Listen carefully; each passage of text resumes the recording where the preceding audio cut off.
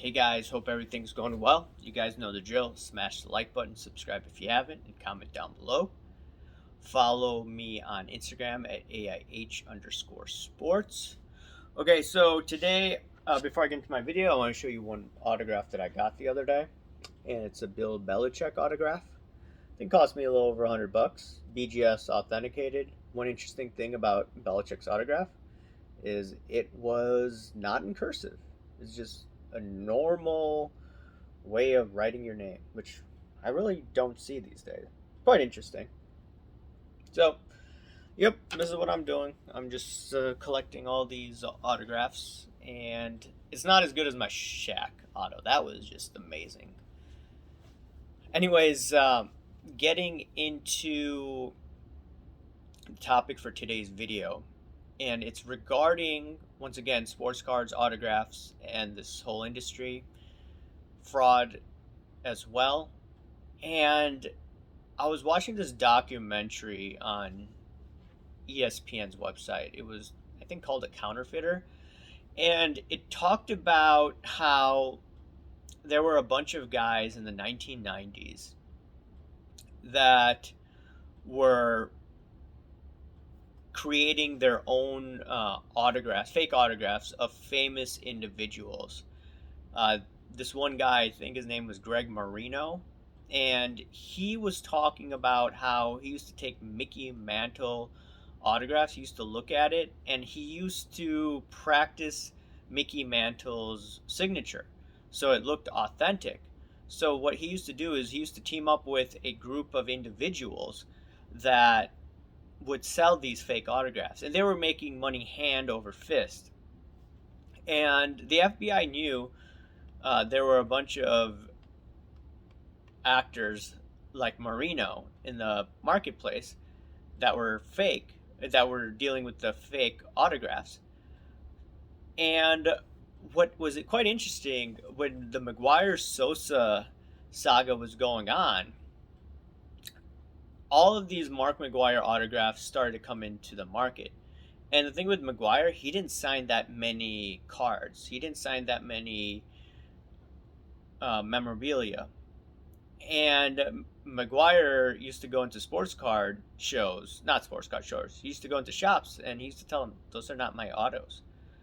He he figured it out. So he worked with the FBI, and the FBI was trying to get these guys to go to jail, or to try to catch them in the act. And it was really hard for them at first, but eventually they got one of the guys to basically snitch on everybody else. He contacted one guy, I think his last name was Wayne, and he contacted the FBI, or he had an attorney, and they contacted authorities, and the authorities basically found out, or basically told him that, yeah, all you guys are being surveilled. So he decided to cooperate. He ended up getting 6 months in jail. Marino got 42 months, I believe, in jail around that time frame. And long story short, these guys, they got busted. Like guys like Marino, he got busted because Wayne caught him on tape. And long story short, the FBI seized all of these fake autographs, and they went to jail. Now, 20 some years later, we have the sports card market on fire. We see a lot of people thinking they can make a lot of money, and sure, a lot of people have made money, and they've made money the right way.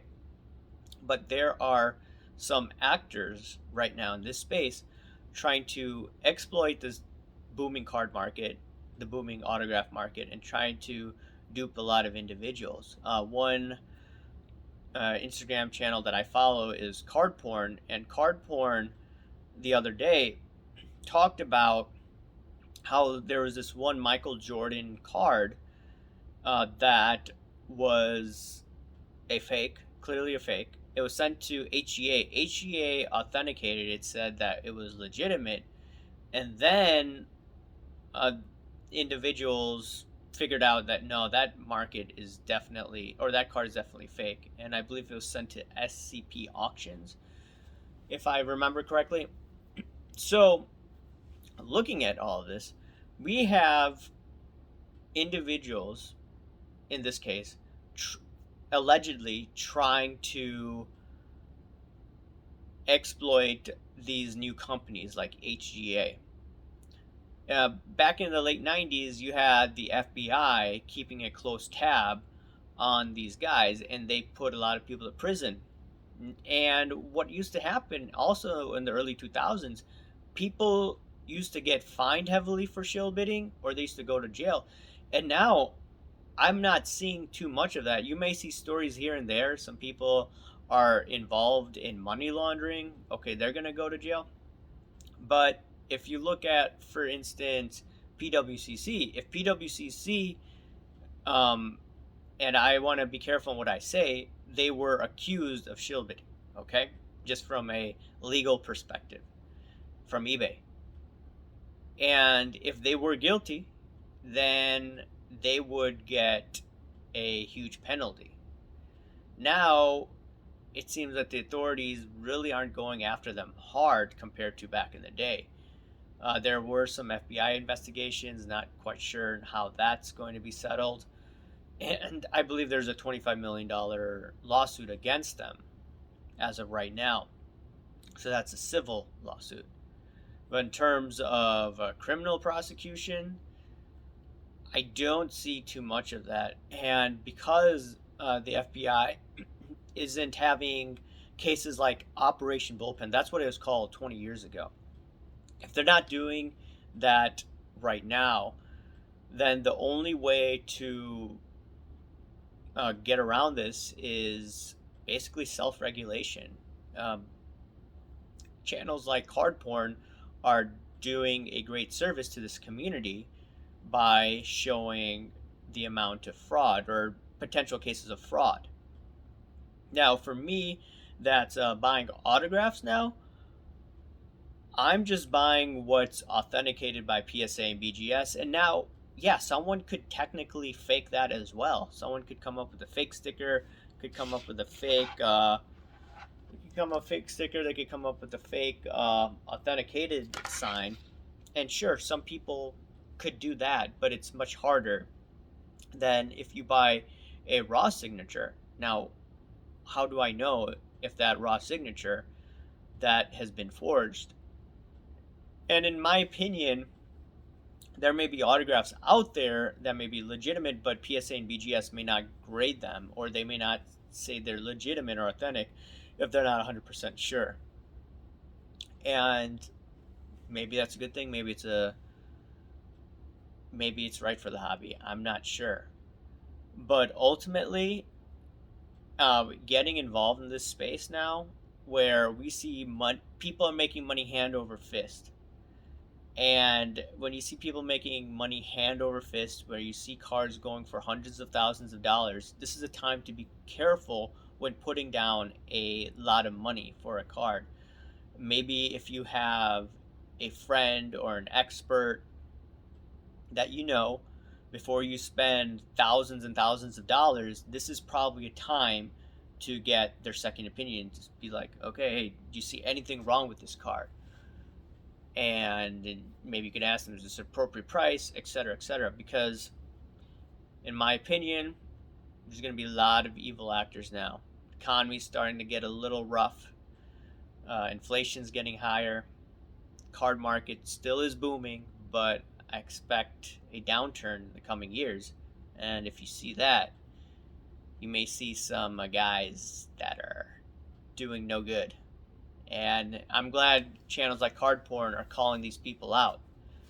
And that's what the community needs to do. If they're that sophisticated, they need to call the fraudsters out.